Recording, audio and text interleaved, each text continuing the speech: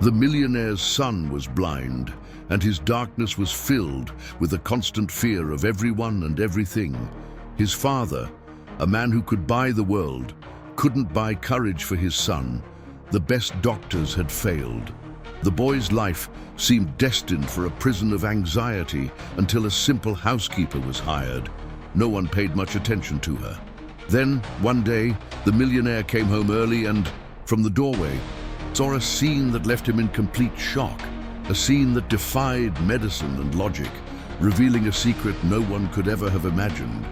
The echo of his footsteps on the polished Italian marble was the only sound that filled the vast entrance hall. Arthur Sterling had built an empire, a wall of wealth so high that no one could climb it. His fortune, amassed over years of shrewd Wall Street investments and bold business ventures, was a legend in financial circles. He had transformed a small initial capital into a mountain of money, with assets spread across continents, converted into dollars, euros, and even gold stored in secure vaults. Yet on that quiet morning, the weight of his net worth seemed to crush him. Every piece of art on the wall, every crystal chandelier hanging from the ceiling, was a cold, glittering reminder of his deepest powerlessness. The house, with its impeccable corridors and staff who slid like ghosts, was not a home. It was a mausoleum for his hopes. Upstairs, in a room with the curtains perpetually drawn, was the center of his universe and the source of his agony, his son, Leo. Leo was a 7-year-old boy who lived in a world of pitch black and terror. Born blind, darkness was his constant companion, but fear was his jailer. The sound of an unknown voice, the unexpected touch of a hand, the clatter of an object falling to the floor. Everything was a threat that made him shrink, his small hands covering his ears, his body trembling like a leaf in a storm. Arthur had spent a significant portion of his annual dividends on the world's best specialists, therapists, child psychologists, renowned doctors. They all entered his home with promises and left with hefty checks, leaving behind only failed theories and an even deeper silence. They spoke of desensitization, of exposure therapy, of cognitive techniques. Empty words that shattered against the impregnable shell Leo had built around himself. The departure of his mother, years before, had left a wound Arthur didn't know how to heal, and Leo's condition deepened the chasm between them each day. Worn out, Arthur loosened his tie as he headed to his study. That's when Mrs. Gable, the head housekeeper, intercepted him in the hallway, a woman of rigid posture and a severe gaze who ran the mansion with the precision of a 4-star general. "Mr. Sterling," she said, her voice low and controlled, "about the position in the children's wing." "The cleaning girl. I've found a candidate," Arthur sighed, running a hand through his graying hair. "Gable, just hire whoever you think is best. I don't have the headspace for this." He wanted no more interviews, no more new faces startling his son. "I insist you be aware, sir. Her recommendation is excellent, but she is different, young. Her methods, from what I've heard, are rather unorthodox." Arthur paused, his hand on the solid oak handle of his study door. The word different sent a shiver through him. Everything conventional had failed. What did he have to lose? His vast inheritance, which would one day be Leo's, couldn't buy the boy's peace. "What's her name?" he asked, his voice hoarse with exhaustion. "Clara," Mrs. Gable replied, with an almost imperceptible note of disapproval. "She starts tomorrow." Arthur just nodded and entered his study, closing the door on the silence of the house. Little did he know that the door that truly mattered was about to open. That night, while reviewing the cash flow of his companies, he heard something that didn't belong to the mansion's silent routine. It wasn't a footstep, nor a voice. It was a soft sound, almost a whisper of a melody, coming from the hall. He stood up, curious, and opened the door a crack. Across the hall, a young woman with brown hair, dressed in the simple staff uniform, was polishing a silver banister. and as she worked, she was humming, a low, sweet lullaby that seemed to weave a tapestry of calm into the heavy air of the house. Arthur felt a tightness in his chest, an emotion he couldn't name. Who was this woman who dared to bring music into his sanctuary of silence and pain? The next day, a pale autumn sun filtered through the high windows but failed to dispel the mansion's usual chill. Arthur locked himself in his study, as he always did, but his attention wasn't on the stock charts dancing on his computer screen, nor on the growing ROI of his hedge funds. His ears were tuned to the sounds of the house. He was waiting for the usual oppressive silence, the silence that money bought, but that also imprisoned. Instead, he heard the distant, soft sound of Clara's voice coming from the children's wing. He activated the discreet audio system he had installed years earlier, not for surveillance, but out of desperation, to know if Leo was okay. Her voice filled the study, clear and serene, not directed at anyone, but at the air. Now I'm dusting the bookshelf. It's tall and made of dark wood that smells like time and stories. Your fingers would feel the carvings, like tiny, dried-up rivers. Arthur felt his heart race. He stood up and went to the door, opening it a crack, just as he had the night before. The sound was clearer now. He could picture the scene. Clara wasn't trying to get close to Leo. She simply existed in the same space as him, a presence that narrated itself and the world around it. And here, on this shelf, are your toy cars. This one is red, the color of a ripe apple. And this one is blue, the color of the sky before a thunderstorm. From his observation post, Arthur couldn't see his son, but the absence of crying or any sound of panic was, in itself, a miracle. He dared to take a few steps down the hall, hiding behind a marble column, and then he saw him. Leo wasn't huddled in his room. He was sitting on the floor of the playroom, a safe distance from Clara, his head tilted in her direction, his body still, like a wild animal assessing a new creature in its territory. He wasn't scared. He was listening. The peace, however, was shattered by the arrival of Mrs. Gable. She stood at the entrance to the playroom, hands on her hips, her face a mask of disapproval. Clara, noticing her presence, stopped talking for a moment. Mrs. Gable said nothing to her, just gave her an icy glare before turning and marching toward Arthur's study. He quickly retreated inside, sitting at his desk and pretending to be absorbed in his work. The housekeeper entered without knocking. "Mr. Sterling, this is unacceptable," she hissed, her voice low but charged with urgency. "The woman is filling the boy's head with noise. Every specialist was clear. He needs a calm, predictable, silent environment. She is disturbing him." Arthur looked at the woman who had served his family for over a decade. Her logic was impeccable, based on years of advice paid for in gold. His assets, his portfolio, his entire net worth seemed useless if they couldn't buy the right knowledge to help his own son. Yet, the image of Leo, sitting and listening intently, was burned into his mind. It was a high-risk investment, a bet against all the analysts, but his gut told him it was worth it. "Let her continue, Gable. For one more week. Let's just observe." The housekeeper shot him a look, a silent insubordination he had never seen before. "As you wish, sir," she said, her lips a thin line, and withdrew, closing the door with restrained force. Arthur turned his attention back to the audio monitor. Silence settled for a long minute. Then Clara's voice returned, even softer.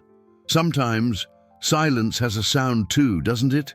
The sound of our own breathing." Across the hall, hidden from everyone, Leo, who was sitting with his back to his bedroom door, did something that made the air leave Arthur's lungs. Slowly, he turned and, using his hands to guide himself along the wall, took one hesitant step out of his refuge, toward the voice that was painting the world for him.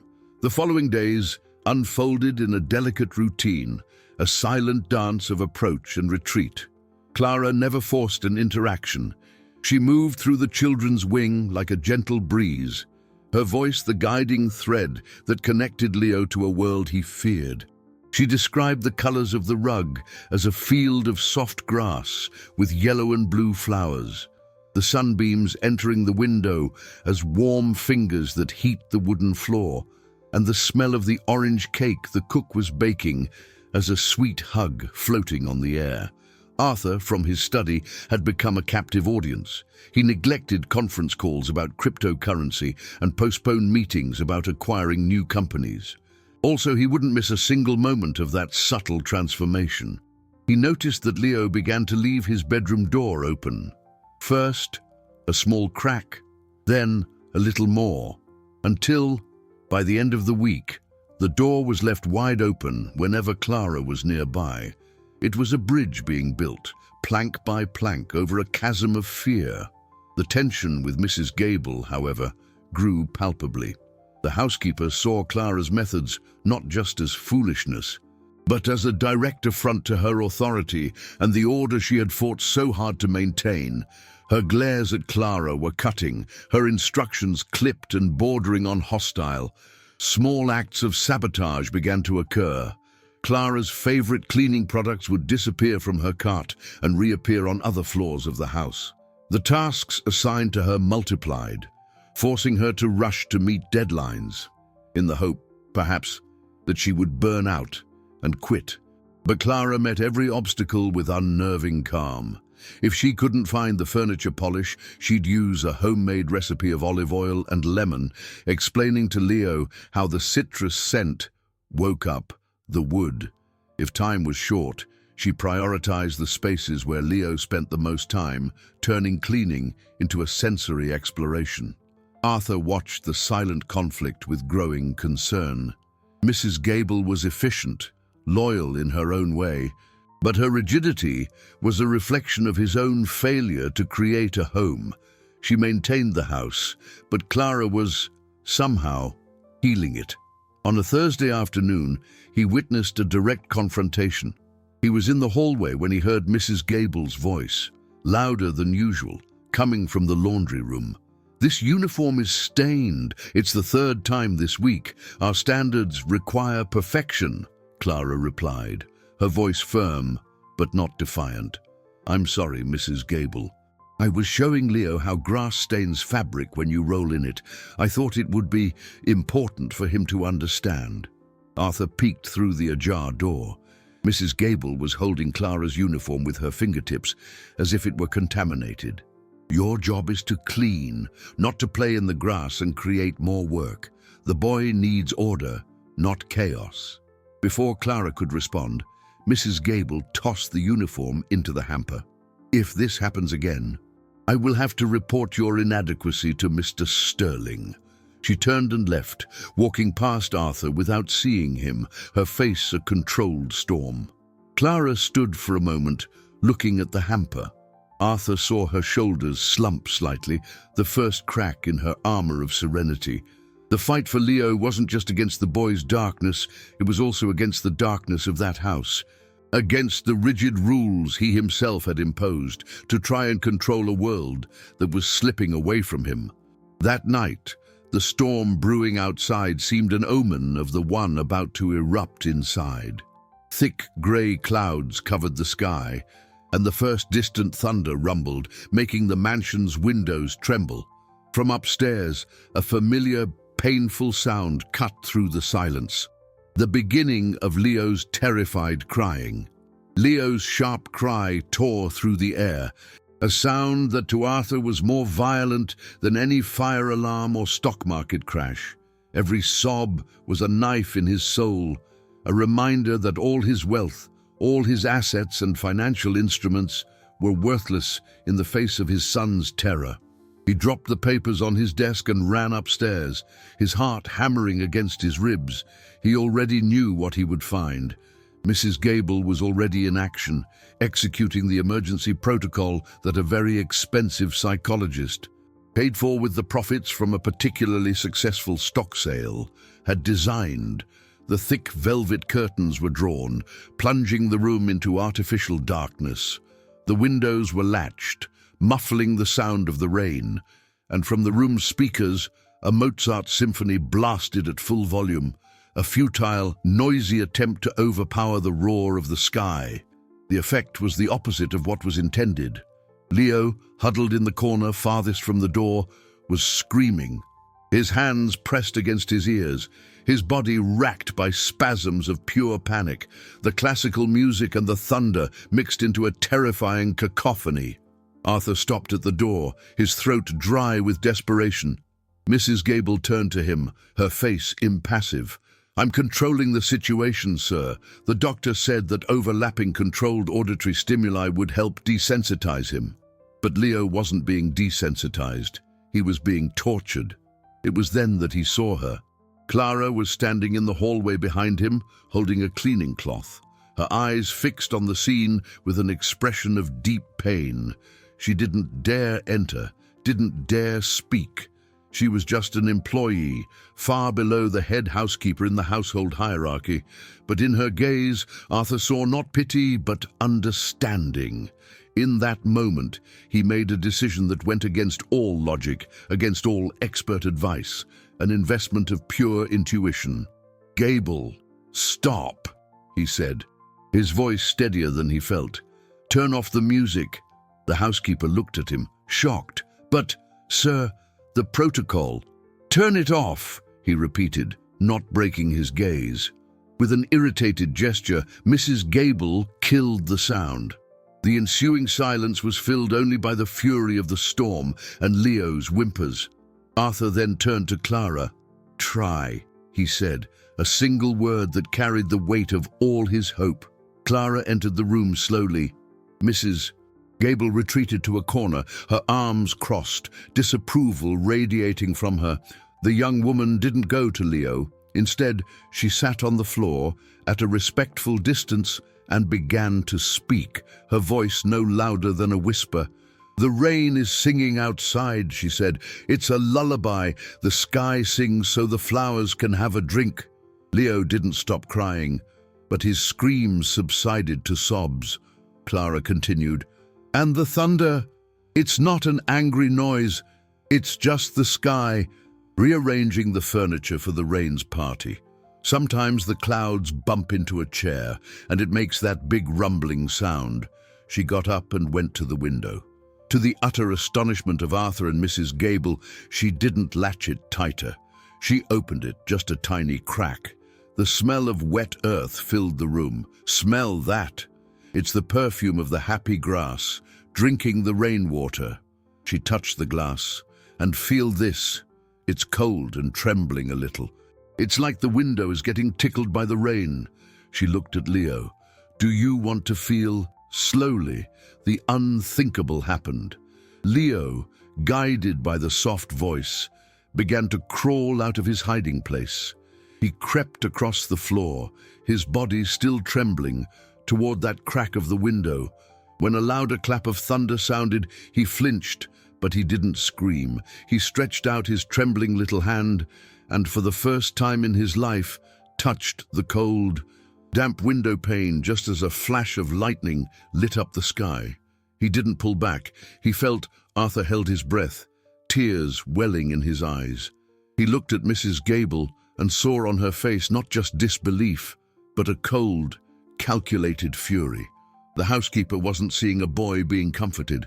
She was seeing her power, her authority, being irrevocably undermined by a cleaning girl and her absurd methods. The morning after the storm dawned with a deceptive stillness. For the first time in years, Arthur didn't wake with the feeling of impending catastrophe. There was a lightness in the air, a fragile promise of peace. During breakfast, he watched from his study window as Leo, holding his physical therapist's hand in the garden, walked with less hesitation. He wasn't smiling, but the tension in his small shoulders seemed to have eased. Arthur felt a wave of gratitude so intense it nearly suffocated him. This feeling, this glimpse of normalcy, was more valuable than all the compound interest on his treasury bonds. The peace, however, was short-lived.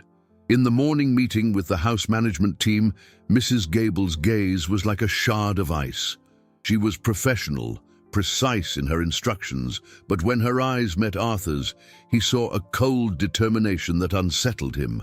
She hadn't been defeated. She was just regrouping for a new offensive. Mrs. Gable's maneuver came a few hours later, executed with the precision of a hostile takeover bid. Arthur was on a call about the profitability of one of his investment funds when he saw her approach Clara in the hall, clipboard in hand. He muted his microphone, unable to look away. "Clara," the housekeeper said, her voice falsely polite. "There's been a change in schedules. The library and the ballroom in the West Wing need an immediate deep cleaning. It's delicate work, requiring full attention. You'll be in charge of it starting today. I estimate it will take the rest of the week." The West Wing was on the opposite end of the house, a universe away from Leo's room. Clara glanced in the direction of the children's wing, disappointment visible on her face for a brief second before it was replaced by a mask of professionalism. "Of course, Mrs. Gable." She didn't argue. She couldn't. It was a direct order from her superior. Arthur felt a helpless fury build inside him. He was a multi-millionaire, a man whose word could move markets and restructure corporations. Yet here, in his own home, he was paralyzed by the rules and hierarchies he himself valued. To intervene would be to create chaos, undermine his head housekeeper's authority, and perhaps lead to a staff walkout. To do nothing, however, felt like a betrayal of his son. The effect of Clara's absence was immediate and brutal. The silence that returned to the children's wing was not peaceful. It was hollow, heavy. Leo, who had begun spending his mornings in the playroom, retreated back into his bedroom. The door, which had been open for the past few days, was shut. The new cleaner assigned to the area was a silent, efficient shadow, exactly the kind of employee Mrs. Gable prized and the specialists had always recommended. And it was exactly the kind of presence that made Leo's world shrink again. In the late afternoon, Arthur tried to intervene. He bought a set of building blocks with different textures and smells, a very expensive educational toy, a tiny, insignificant fraction of his monthly income. He went into Leo's room and sat on the floor. "Look, son, we can build a castle." Leo didn't move. He was sitting on the floor, his back to the door, curled in on himself. The boy's silence was a wall of glass, and Arthur didn't know how to cross it without shattering it. Later that night, Arthur's anxiety drew him back to his son's room. He opened the door slowly, expecting to find him asleep, but Leo was awake, sitting near the window that Clara had opened during the storm. The full moon cast an ethereal glow on his small silhouette. He was rocking back and forth, a rhythmic, self-soothing motion Arthur knew all too well. In his hand, he held a dry, brittle leaf, which Arthur guessed was one of the treasures Clara had helped him discover. Arthur's heart broke. He approached silently and knelt beside his son, resisting the urge to touch him lest he startle him. It was Leo who broke the silence. He stopped rocking and turned his head in Arthur's direction, though his eyes couldn't see him. In a voice that was little more than a breath, fragile and full of a confusion that tore at Arthur's soul, he asked the question that would seal the fate of that house. "Dad, did the song stop?" Leo's question echoed in the silent room, small in volume, but with the force of an earthquake. "Dad, did the song stop?" It wasn't a question about music, Arthur understood instantly. It was about Clara. The song was her voice, her presence, the narrative she wove that turned the frightening world into something navigable. For days, Arthur had been a passive observer, a cautious investor analyzing the risks and rewards of an intervention. His son's question, however, was the call to action, the trigger that forced him to move his emotional capital from a neutral position to an all-in investment. He swallowed the lump in his throat. "Yes, son. It stopped for a little while, but I'm going to fix it." The promise sounded hollow even to his own ears, but it was the only thing he could offer. He stood up, Determination solidifying his grief into clear purpose. The Cold War in his house had to end. The next morning, Arthur didn't go to his study. Instead, he waited for Mrs. Gable in the dining room. When she entered, with her impeccable posture and clipboard in hand to discuss the week's menus, he waved her off. "Sit down, Gable. We need to talk." Surprised, she complied, perching stiffly on the edge of a mahogany chair. Arthur didn't beat around the bush. "Clara is returning to the children's wing, permanently." The housekeeper's face remained impassive, but a muscle in her jaw twitched. "Sir, with all due respect, the cleaning of the West Wing is a priority, as you yourself determined for next month's reception. Clara is the most suitable employee for the delicate work the antiques require." It was a clever move, using Arthur's own orders and priorities against him. She was defending his assets, the tangible goods, while he was fighting for something that couldn't be listed on a balance sheet. "Hire someone else for the West Wing," Arthur said, his voice low and firm. "Pay whatever it takes. Use an outside firm. Clara's job, from now on, is exclusively to care for Leo's well-being, and that includes the cleaning of his quarters." The housekeeper straightened, the last vestige of submissiveness vanishing. "Mr. Sterling, I have served your family for 15 years. I took care of this house when your late wife redecorated it. I kept everything in perfect order after her passing. I have followed every recommendation from every specialist you hired for Leo. What this young woman is doing is not professional. It is dangerous entertainment. She is creating an emotional dependency that is not healthy for the child." The accusation hung in the air, sharp and precise. She was accusing him of being an irresponsible father, seduced by an easy, sentimental fix. Arthur took a deep breath, controlling his anger. He had no logical arguments or scientific studies to refute her. He only had the image of his son touching a window in the rain and the pain in his voice when he asked about the song. "I understand your concern, Gable, and I appreciate your years of service, but my decision is final. Your function is to execute my orders." For the first time, he saw a crack in the woman's iron composure. A deep hurt and wounded pride flashed in her eyes. She stood up. "As you wish, sir." Without another word, she turned and left, leaving Arthur alone with the weight of his decision. He knew he hadn't won the war, only a battle.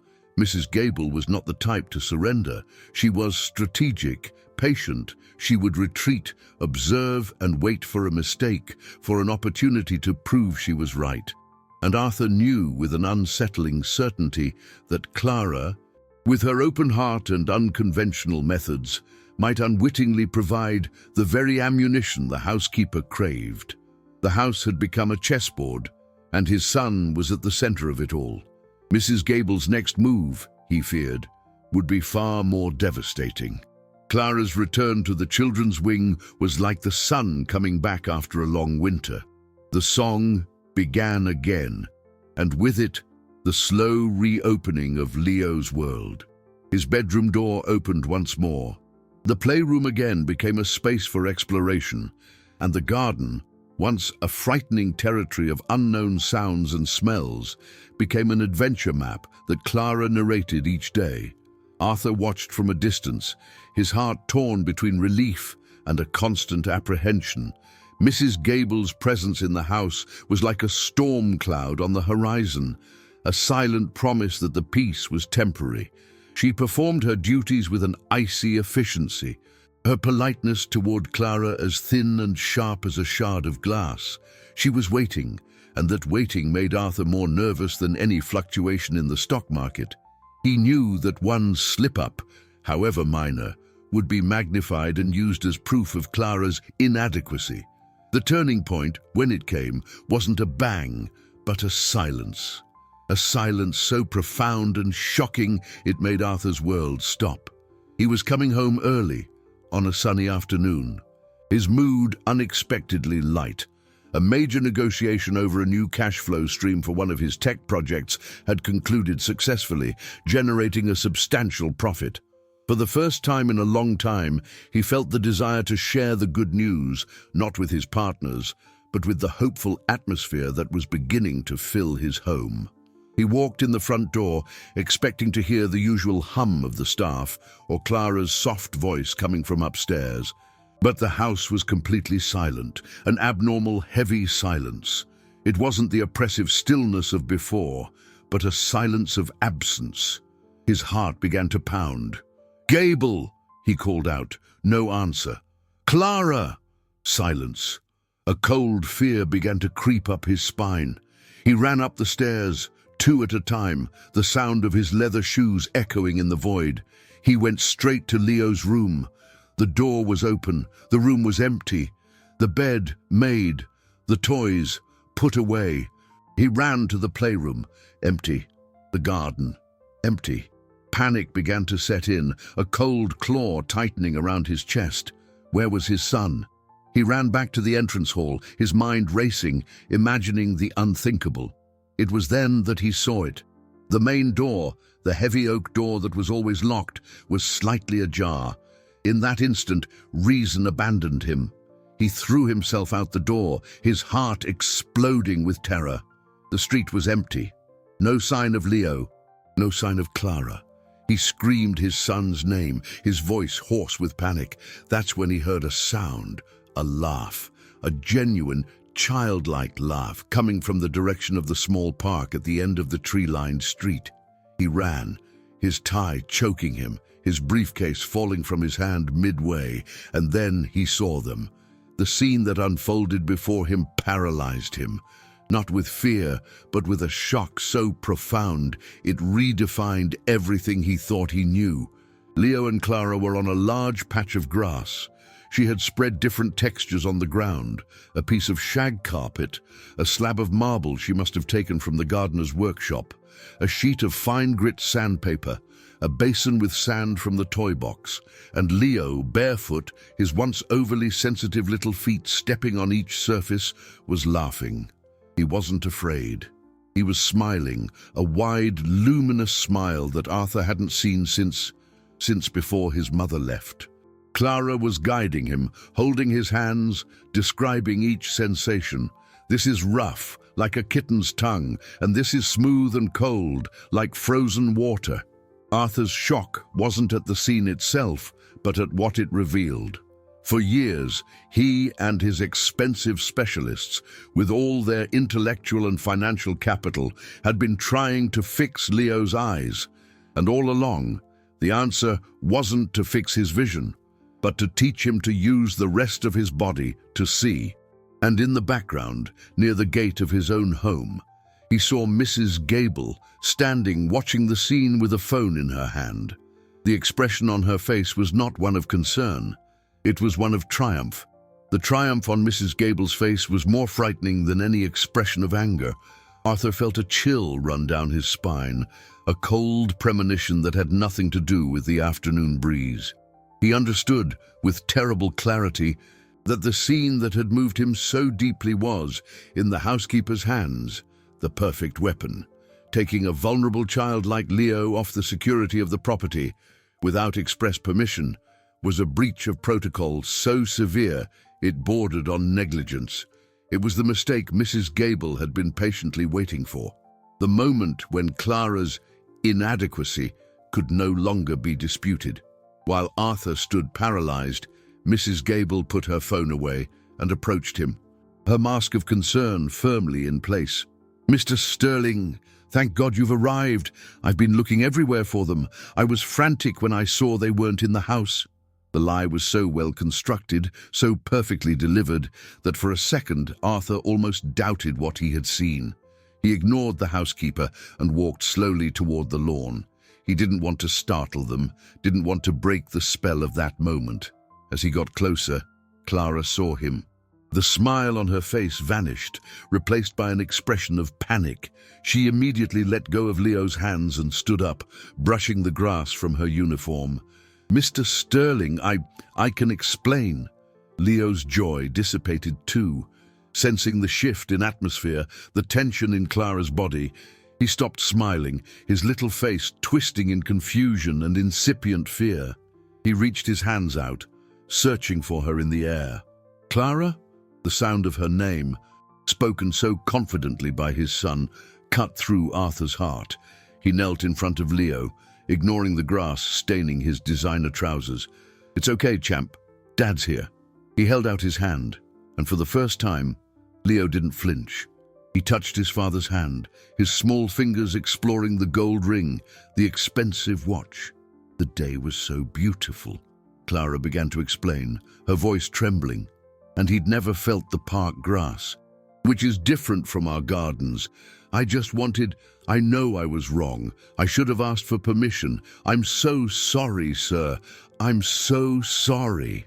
Tears welled in her eyes, and Arthur realized she wasn't afraid of losing her job. She was afraid of losing Leo. Mrs. Gable approached, her presence looming over them like a judge. "The rules are clear, Clara. Master Leo's safety is the top priority. Your actions were irresponsible and put a priceless asset at risk." The word asset sounded obscene in that context. Leo was not an asset to be protected, not a collection of stocks or a bar of gold. He was a boy who was laughing for the first time in years. Arthur stood up, still holding Leo's hand. He looked at Mrs. Gable, and the coldness in his gaze matched hers. "The only risk I see here, Gable, is the risk of stealing my son's joy." He turned to Clara, and his voice softened. "What you did today was the most right thing anyone has ever done for him. You didn't break a rule. You broke a cage." He looked down at Leo's small hand holding his. "But Mrs. Gable is right about one thing. His safety is paramount. Next time, and there will be a next time, I will come with you." Mrs. Gable's jaw dropped. The disapproval on her face morphed into pure shock. She had expected a firing, a severe reprimand. Instead, she was witnessing an alliance being formed, one that completely excluded her. Clara looked at Arthur, her eyes wide with surprise and gratitude. In that moment, in the middle of the park, with his son holding his hand, Arthur felt a seismic shift within himself. His wealth wasn't the money in his accounts, nor the companies he owned. His true fortune was right here, on the grass, learning to see the world through touch. He knew the battle with Mrs. Gable was far from over. In fact, his show of support for Clara would likely make her more determined, more dangerous. But now, he was no longer fighting alone. Arthur's declaration in the park marked a fundamental shift in the household dynamic. He went from being an observer to an active participant. In the days that followed, he began rearranging his schedule, cancelling meetings he once would have considered vital, and delegating investment decisions to his subordinates. He traded corporate boardrooms for the playroom floor. At first, his presence was awkward, a new and oversized element in the world Clara had carefully built. He felt clumsy, a giant trying not to break a delicate glass castle. He didn't know how to interact and what to say. The first attempts were stiff. He tried to describe things with the precision of a business report. "Leo, this is a wooden block, cubic in shape, smooth texture." Leo, sensing the tension in his voice, remained distant. It was Clara who gently taught him. She didn't give direct instructions, but included him in her narratives. "Mr. Sterling, could you help me? This blue car needs a motor sound. Mine sounds like a kitten sneezing." Arthur, caught off guard, hesitated. Then he looked at Leo's expectant face and, for the first time, set aside his billionaire dignity. He made a low, embarrassed vroom vroom sound. Leo didn't laugh, but he tilted his head, a sign of interest. Encouraged, Arthur tried again, louder. And then Leo let out a giggle, a bubbly sound of pure joy that made Arthur's heart soar. That laugh was more valuable than any dividend, more rewarding than any record profit. He began to understand that it wasn't about describing the world, but about feeling it, playing with it. He learned to make animal sounds, to describe the taste of strawberry juice as a kiss from the summer sun, and to feel the difference between the soft wool of a sweater and the smooth cotton of a t-shirt. As the bond between father and son flourished, Mrs. Gable's hostility deepened. Becoming a constant, suffocating presence, she no longer confronted Clara directly, but her disapproval manifested in more subtle, venomous ways. She inspected Clara's work with relentless rigor, running a finger over freshly cleaned surfaces in search of a single speck of dust. She timed her breaks and made passing comments, loud enough to be overheard, about how the house's standards were slipping. She ostentatiously praised other staff members in front of Clara, creating an atmosphere of isolation. It was a war of attrition, designed to wear down Clara's spirit, to make her feel she didn't belong. Arthur saw it all, and Mrs. Gable's coldness infuriated him. He considered firing her several times, but something held him back. Mrs. Gable knew all the house's secrets, all the complexities of his life, and more importantly, she was the only remaining link to his late wife. Firing her would feel like erasing another part of his history. The tension reached a new peak when Arthur began taking Clara and Leo on outings, as he had promised. They went to a beach on a weekday, when it was nearly deserted, so Leo could feel the sand and hear the sound of the waves. They went to a botanical garden, where Clara taught him to differentiate plants by the scent of their leaves and the texture of their petals. To Mrs. Gable, these outings were the final proof of a total breakdown of order. One evening, as they returned from a trip, laughing because Leo had tried to talk to a bird, they found Mrs. Gable waiting for them in the hall. She was holding a velvet box. "Mr. Sterling," she said, her voice devoid of emotion. "While organizing the safe, I noticed that the late Mrs. Sterling's necklace was not in its usual place. Did you move it?" Arthur froze. The necklace was a priceless piece, more for its sentimental value than for the fortune in diamonds it represented. He hadn't seen it in years. "No, Gable, I haven't touched it." The housekeeper then turned her icy gaze on Clara, who was holding Leo's hand. "Strange, Mrs." Gable said, letting the word hang in the air, loaded with a venomous, implicit accusation. "It's only gone missing since we started having visitors in private areas of the house." The insinuation was crystal clear. The cleaning girl, the outsider, was a thief. Mrs. Gable's accusation, though unspoken, poisoned the air of the mansion. Arthur felt a surge of fury so intense his hands clenched into fists. He knew, with absolute certainty, that Clara was incapable of such an act. Her integrity was as palpable as the warmth she radiated. Yet the seed of doubt, once planted by a figure as established as Mrs. Gable, was a weed that was hard to pull. He saw the panic and hurt on Clara's face. Her skin paled, and she instinctively took a step back, as if she'd been physically struck. I would never, she stammered, unable to form a defense against such a monstrous charge. Leo, sensing the anguish in her voice, clung to her hand tighter, his little face turned toward the source of her distress. "That's enough, Gable," Arthur said, his voice low and dangerous. "Your insinuation is disgusting and unacceptable. The necklace must have been misplaced.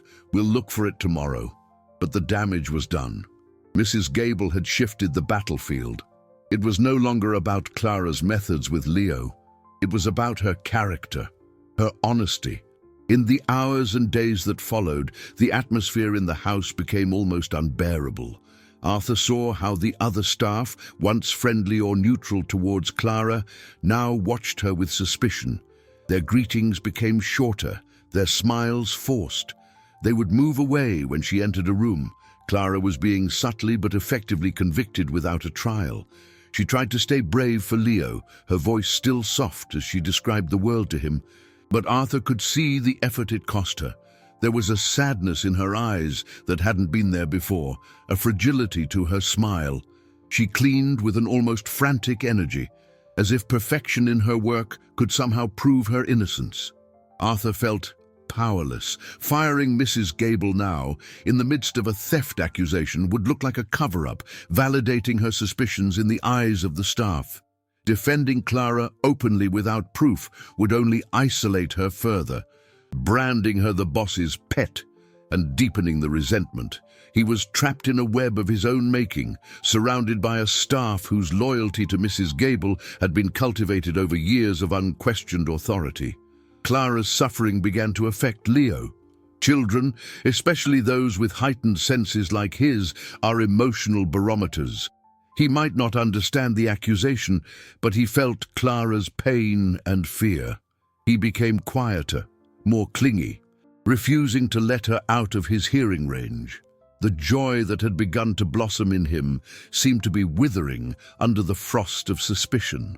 Arthur realized Mrs. Gable's strategy was brilliant in its cruelty. She didn't need to prove the theft. She just needed to keep the accusation in the air, letting the poison do its work. Eventually, the pressure would become so great that Clara would leave on her own, and with her departure, Mrs. Gable's order would be restored, and Arthur and Leo would return to their silent prison. One night, Arthur found Clara in the kitchen, long after her shift had ended. She was scrubbing an already spotless counter, her shoulders slumped. He approached silently. "You don't have to do this," he said gently. She stopped, but didn't turn around. "I don't know what else to do, Mr. Sterling," she said, her voice cracking. "I love Leo, but I feel like my being here is doing more harm than good. The house is sick, and I think I'm the disease." His words came out before he could think. "You're not the disease. You're the only cure this place has ever known." He placed a hand on her shoulder, a simple gesture of support. She finally turned to face him, and the tears she had been holding back finally rolled down her face. At that moment, looking at the strong, gentle woman who was crumbling under the weight of a lie, Arthur felt something more than gratitude or admiration. It was a deeper connection, a fierce need to protect her, and he knew he had to find a way to clear her name, not just to save Leo, but to save her too, and, perhaps, to save himself. The image of Clara crying in the kitchen haunted Arthur through the night. He retreated to his study, the sanctuary from which he ran his financial empire, but the columns of numbers and profitability charts on his screens felt like a mockery. What good was a net worth that rivaled that of small nations if he couldn't protect the peace within his own walls? He opened a secret drawer in his mahogany desk and took out a small silver picture frame that hadn't seen the light of day in years. In it, his late wife, Helen, was smiling, the missing diamond necklace sparkling at her throat. The pain of her loss, which he thought he had buried under layers of work and deals, returned with overwhelming force. He wasn't just failing Leo and Clara. He felt he was failing Helen's memory, allowing her legacy of beauty and love to be tarnished by a petty, cruel war. That night, his grief metamorphosed into a cold, calculated fury. He would no longer be a reactive, grieving father. He would become what the business world had taught him to be, a strategist. Mrs. Gable had become a toxic asset on his personal balance sheet, and it was time to audit her accounts. The next morning, the change in Arthur was subtle but palpable. There was a new resolve in his gaze, a precision in his movements. He spent the morning with Leo and Clara, participating in their sensory explorations. But his ears and his mind were elsewhere. He watched Mrs. Gable move through the house, her authority unshakable. Her satisfaction barely concealed as she saw Clara's downcast eyes. That observation confirmed his decision. This was not a simple staff disagreement, it was a deliberate attack. Protecting his family was the only investment that mattered now, one with an infinite return, far more valuable than any cryptocurrency or treasury fund. As soon as Clara took Leo for his afternoon nap, Arthur returned to his study, closed the door, and made a call. It wasn't to one of his brokers or fund managers, it was to an unlisted number, the contact for a private security and investigations firm in Geneva, known for its absolute discretion and ruthless efficiency. the one billionaires turned to when problems couldn't be solved through conventional means. "Mr. Dubois," Arthur said, without preamble, "I require your services. It's an internal matter of extreme delicacy." He explained the situation concisely, omitting the emotional details and focusing on the facts. An object of sentimental value was missing, and one employee was being targeted by a veiled accusation from another. "I don't want the police involved. I want the truth. I want a full background check on the accuser, Elvira Gable. Everything, past, financials, connections, spare no expense. Consider this your top priority project." On the other end of the line, the investigator's calm voice replied, "Understood, Mr. Sterling. We'll begin immediately." As he hung up, Arthur felt the first glimmer of real power in days. He was finally moving the pieces on the board. The wait that followed was excruciating. 2 days passed, with the tension in the house growing thicker. Clara was visibly fading, and Leo, in response, was regressing, his anxiety returning in force. On the second night, when the house was steeped in silence and Arthur was close to losing hope, his personal phone vibrated. It was a blocked number. "Sterling," he answered. "Mr. Sterling," said the voice of Dubois. "We have progress. We haven't found the necklace yet, but Mrs. Gable's background check has revealed something unexpected. There are financial records she omitted from her resume, significant debts from a landscaping company that went bankrupt 12 years ago, a company she co-owned with a man named Richard Vance." Arthur felt the blood run cold in his veins. He knew that name. Richard Vance was the name of his late wife's brother, a man Helen had cut ties with years before her passing because of his shady business dealings and gambling debts. Suddenly, the loyal housekeeper was no longer a stranger. She had a deep, secret connection to his family's dark past. The investigator's revelation landed on Arthur with the weight of an avalanche. Richard Vance. The name unlocked a door in his memory, releasing ghosts he had spent years trying to exorcise. Helen's brother, a charming but feckless man whose life was a web of debt and get-rich-quick schemes that had caused Helen immense pain. And Mrs. Gable, the seemingly austere and loyal housekeeper, was his business partner. Her loyalty had never been to him or his wife's memory. It had been to a man from the past, a man who represented everything Helen had despised. Suddenly, it all made sense. The subtle sabotage, the disproportionate hostility, the cruel accusation about the necklace. It wasn't just a fight for authority in the house, it was a personal vendetta, a campaign of harassment orchestrated by years of resentment and, most likely, greed. Helen's inheritance, which he protected for Leo, was in Mrs. Gable's eyes an injustice. He didn't wait for morning.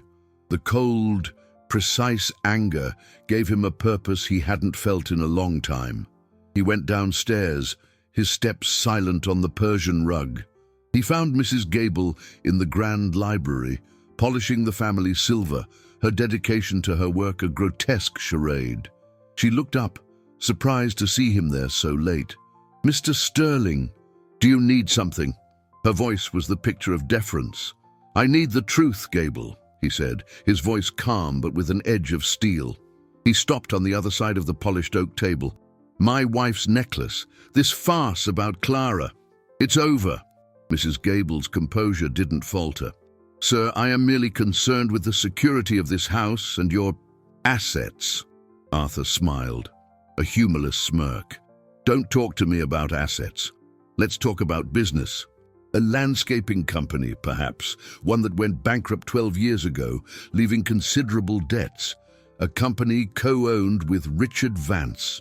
For the first time in all the years he had known her, Arthur saw Mrs. Gable's mask crack. A spasm of panic crossed her eyes, quickly replaced by a contained fury. She set down the polishing cloth. "You don't know anything." "Oh, I think I do," Arthur continued, moving closer. "I know that you blame me, blame Helen's memory for the ruin of the man you protected. You've lived under my roof for years, resenting every piece of the fortune that, in your twisted mind, belonged to you. And when Clara arrived, bringing light and joy to my son, you saw her as a threat to your control, to your long game of martyrdom. The truth, once exposed, was ugly and suffocating. Mrs. Gable's face contorted into a mask of contempt. That girl is an opportunist, and you, blinded by loneliness, can't see it. Helen would have never allowed someone so common near her child. Helen's money, her inheritance, it should have helped her family, Richard. But she gave it all to you, to a son who can't even see the empire he will inherit. The sound of raised voices traveled through the silent halls. At the top of the stairs, a small door opened. Clara, awakened by the noise, stepped out, and Leo, roused by the fear in the atmosphere, grabbed her hand. They came down silently, stopping at the library entrance, two figures framed by the darkness of the hall. Mrs. Gable saw them. Seeing her audience, she played her final card, the desperate ultimatum of someone who has lost control.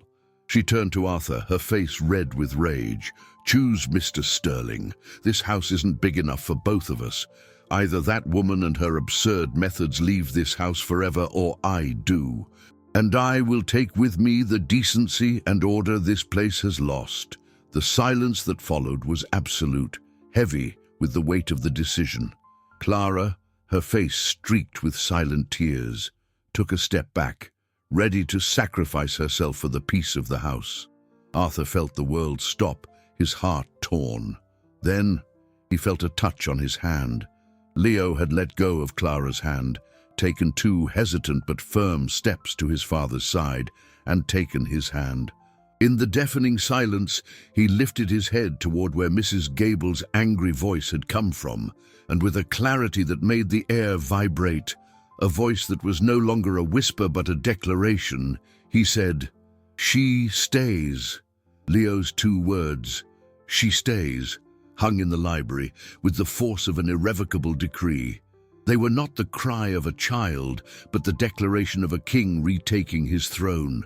The shock on Mrs. Gable's face was total. Her mouth opened and closed without a sound.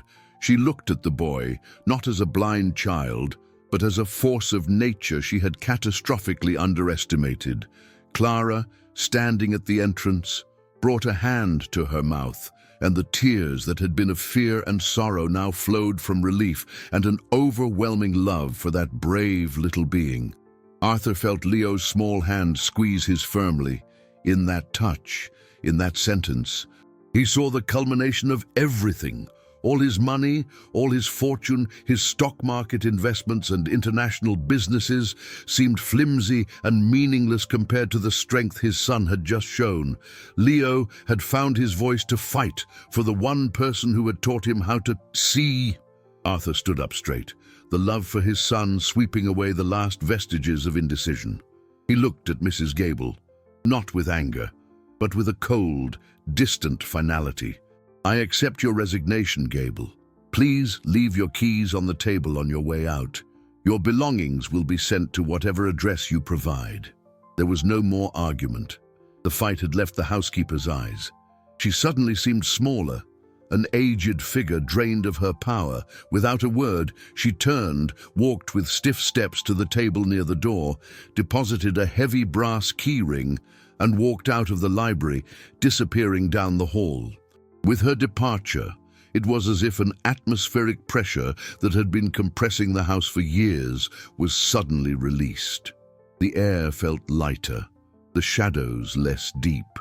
Arthur let out a breath he didn't know he'd been holding and knelt in front of Leo, placing both hands on his son's shoulders. "You were so brave," he whispered, his voice thick with emotion. "You're the bravest boy I know." Leo offered a small smile, a gesture that lit up the entire room. Arthur then stood and looked at Clara, who was still by the door, as if unsure if she was allowed to enter. "You didn't just save him, Clara," Arthur said, his voice full of a gratitude that words couldn't contain. You saved us." His gaze drifted across the room and settled on the portrait of Helen above the fireplace. She was smiling, wearing the necklace. And then a memory hit him. A memory of Helen laughing, saying that the safest place for a treasure was where no one would think to look. She loved poetry. There was one book in particular, an old leather-bound edition of her favorite poet, that she always kept close. Moved by an impulse, Arthur crossed the room to a tall, dusty bookshelf. He ran his fingers along the spines until he found the book. Opening it, he discovered that the center pages had been carefully cut out, creating a secret compartment. And nestled inside a heart-shaped cutout, glowing softly in the lamplight, was Helen's diamond necklace. He lifted it out, the metal cool in his hand. It hadn't been stolen. It had just been kept safe, in a place only his late wife had known. Mrs. Gable's accusation crumbled to dust, revealed as nothing but pure malice. He turned, the necklace in his hand, and walked back to Clara and Leo. He stood before her, the truth now clear to all. The main conflict was resolved, the shadow banished. But as he looked into Clara's eyes, Arthur realized that Mrs. Gable's departure wasn't the end of the story. It was the beginning. The house no longer needed a housekeeper. It needed something entirely different. "Clara," he began, his voice different, more personal, deeper than she had ever heard it. "Now that this is all over, there's something else I need to ask you." Arthur's question hung in the air, woven with the gratitude and admiration that had bloomed into something much deeper. Clara looked at him, surprise in her gentle eyes, her heart pounding with a mix of uncertainty and a hope she hardly dared to name. Leo, still holding his father's hand, tilted his head, sensing the shift in the room's emotional current. The confrontation was over, but a new, quieter, and infinitely more significant chapter was about to begin. "I spent years building an empire," Arthur said, his voice low, stripped of the billionaire's authority and filled with a man's vulnerability. "I amassed a fortune, invested in stocks, in gold, in assets of all kinds, thinking I was building a world for my son. But I was wrong. I built a gilded vault, not a home." He held out his free hand, the one not holding Leo's, and took Clara's. "You taught us how to see, Clara. You taught my son to see the world with his hands and his heart, and you taught me to truly see him for the first time. The wealth you've brought into this house can't be measured in dollars or euros. It's a fortune of joy, of courage, of love." He took a deep breath, the final step of his most important investment. "I don't want employees who move like shadows anymore. I don't want a house run with the precision of a business. I want a home, and a home is built by a family." The meaning of his words bloomed slowly in Clara's heart, a wave of warmth that chased away the last remnants of fear and pain. Tears welled in her eyes once more that night, but they were tears of a happiness so pure and unexpected it left her breathless. "I'm asking you to stay, Clara," Arthur continued, "not as an employee, but as part of us, to help us build this home, to be my partner, and, if you would have us, a mother to Leo, in the way that truly matters." At that moment, Leo, who had been listening intently to every word, turned his face toward Clara and, with the simple wisdom only a child possesses, asked, "Will you stay to sing every day?" That sealed it. Clara laughed through her tears and knelt, wrapping both Leo and Arthur's hand in a hug.